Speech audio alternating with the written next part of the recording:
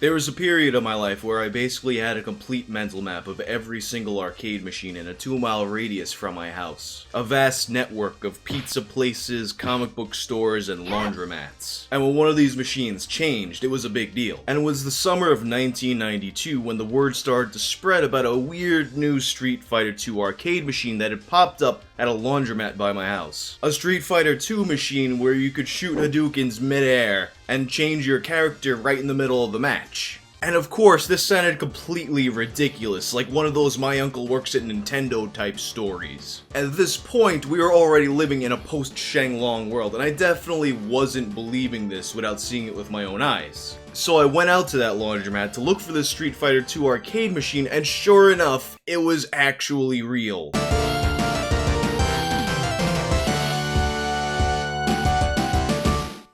Between the release of Street Fighter II Champion Edition and Street Fighter II Turbo, there was a really strange version of the game that could be found. You could shoot projectiles in the air or spam them all over the place. There was basically no cooldown, so you could fill up an entire screen with Sonic Booms or Hadoukens. You could switch characters mid-match just by pressing the start button. And it was also substantially faster than a standard Street Fighter II machine. If you ever encountered one of these Street Fighter II machines in the wild, it probably blew your mind just as much as it did mine.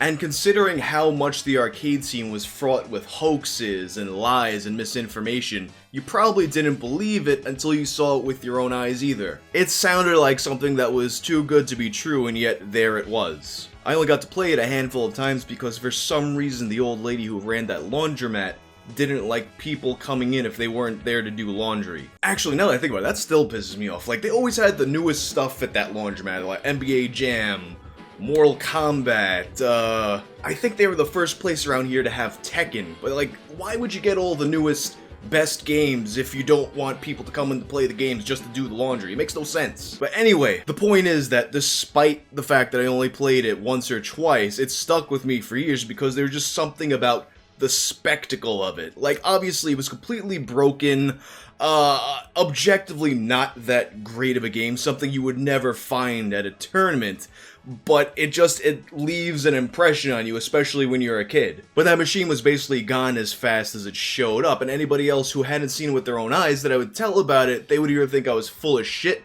or that I was talking about Street Fighter II Turbo. But it wasn't Turbo, and I knew what I saw, but eventually years passed and I kinda just forgot all about it. It wasn't until years later when I was looking for MAME ROMs that I happened to come across something titled Street Fighter II Rainbow Edition. As soon as I saw that name, the memories of that machine came back to me and I knew that had to be the game I played, and sure enough, it was. And after I knew the name, I looked it up and found out that this of course wasn't some obscure Queens, New York exclusive. Tons of people around the world played this exact same version of Street Fighter. But what exactly was this game and where did it come from? If you look at the title screen of Street Fighter II Rainbow Edition, you see the logo that has rainbow colors, which is where it gets its name from, but it still just says that it's made by Capcom. And there's no physical branding from another company on the machines or any of the hardware. But if you look inside the code of Street Fighter II Rainbow Edition, you'll find a hidden line that says,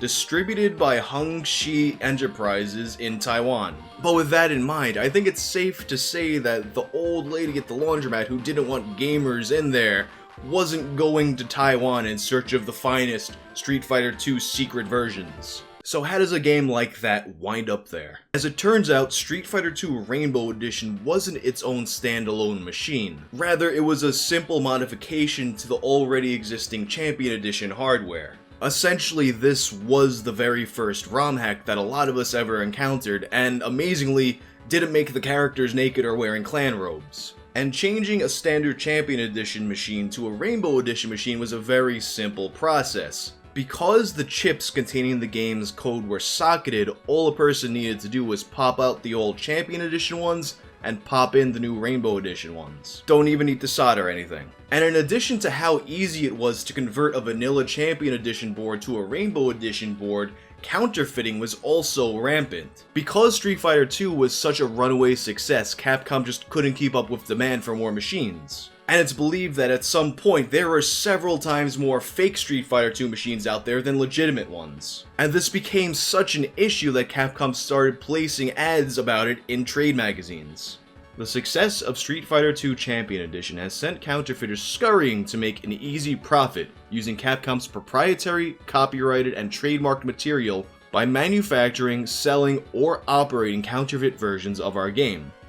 Counterfeit in this case means any Street Fighter 2 Champion Edition PC boards, parts of PC boards, chips, graphics, or other items containing our proprietary material that did not originate from Capcom. Counterfeits are illegal to make, illegal to sell, illegal to operate. Counterfeiting hurts our entire industry. It stifles the research and development necessary to produce top quality products. If someone offers you a deal too good to be true on a Street Fighter 2 Champion Edition, it probably is. It's very likely that Rainbow Edition machines weren't found in obscure places because the owners were looking for the ROM hack. Instead, it's likely that they were simply offered Rainbow Edition machines at a cheaper deal than a legitimate Street Fighter 2 Champion Edition machine. Eventually, Capcom would work internationally to crack down on these counterfeits and hacks with some degrees of success. Although Hongxi was never named specifically by Capcom, it's likely that they were one of the operations shut down by the Taiwanese police. But that's not where the story of Street Fighter Rainbow Edition ends. In fact, the existence of Street Fighter 2 Rainbow Edition likely changed the entire trajectory of fighting game history. Meet James Goddard. James Goddard was a hardcore Street Fighter 2 fan who became so involved in the community that popped up around the game that he wound up running the first officially sanctioned tournament. And running this tournament was the beginning of a working relationship with Capcom.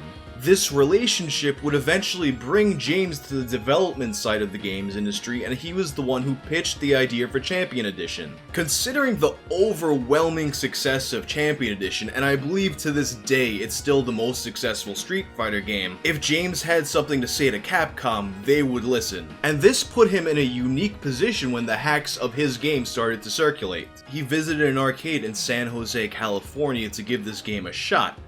He hated it. Rainbow Edition came out, the Taiwanese ROM upgrade with all the crazy fireballs in the air and the helicopter kicks working in the air, just everything broken. Super fast, super broken. We started hearing how these things are getting installed and operators are earning money off of them, but we're not getting any of the action. So I go down to, I don't know, Galaxy Arcade, I think it was in San Jose. I go and I take a look at this Rainbow Edition, I spend a good 4 hours playing it, looking at it and going, man, this is just garbage. On one hand, it's kind of like, woo, look at these crazy ass fireballs in the air. And on the other hand, it's just like, but it's so unbalanced. It wasn't until he went and played the original Champion Edition again that he revised his stance. I sit down to play against my coworker Joel Pambid, and the weirdest thing happens. He picks Guile, I pick Zangief, I go to play, and oh my god, the game felt like it was underwater. I had just spent the last 4 to 6 hours playing Rainbow Edition at 25% speed increase, so Champion Edition felt like shit. It was so slow. For the next 2 hours I could not shake that, and it threw my timing off.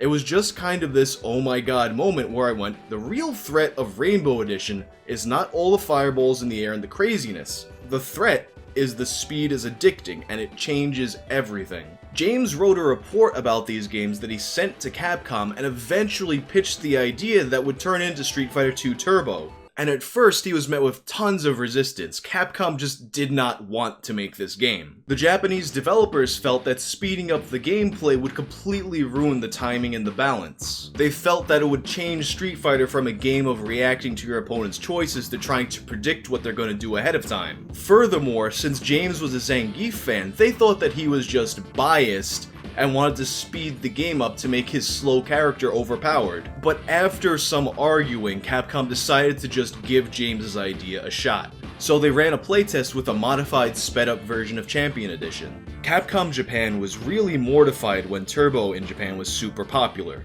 There was a playtest where we showed up and there were kids freaking out, and that was kind of the end of the controversy.